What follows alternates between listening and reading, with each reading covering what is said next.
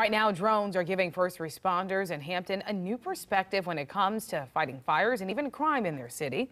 It's just another example of how technology is working to keep you and them safer. Yeah, so this morning, News 3 reporter Anthony Sabella here with us. And so, Anthony, you actually got a demonstration on how they're using some drones like this. You got the one and only Drone 3. Drone 3 here in the flesh. Well, whatever. And the metal? Metal, plastic, it's, propellers, all that stuff, right? Well, we have Drone 3 to help us get unique shots for our stories. You can see some of them behind me here. So just imagine first responders, they want to get their hands on something like this to give them unique footage of the crime scenes or the fire scenes that they're at. Now, we recently caught up with Hampton Fire Rescue during one of their training sessions involving their drone, and it's a pretty simple process. They just work on flying it, and they use the screen and the handheld controller to see what the cameras are seeing. Now, firefighters and Hampton Police began using drones almost a year ago now. For firefighters, the goal is to use them to get 360-degree perspectives of active fires, using a special camera to find the more dangerous spots so firefighters there can stay safe. Now, when police use it, the drone gives them a full perspective of an active crime scene, including where a suspect might be hiding,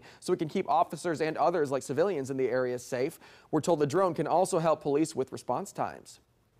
We had an incident where they had a voice screaming from a waterway on the other side of the city, and they called for the drone to come out, and we were actually able to deploy the drone, search for that person, and confirm that nobody was out there before they could even get a deployable boat.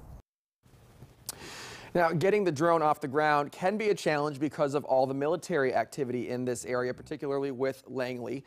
They have to be in constant communication, we're told, with air traffic control at the base to make sure they're able to fly their drone. But when they do get in the air, that can help with missing persons cases, fire inspections, flood mitigation. So that drone works, I would say, a little bit harder than Drone 3. Well, let me tell you, any advantage they can get is huge. I mean, because we've seen it firsthand with our video, but it really is amazing how clear the image is. Right, just this little thing. You would never guess that this could produce such a clear image, but it does. And maybe save a life. Anthony.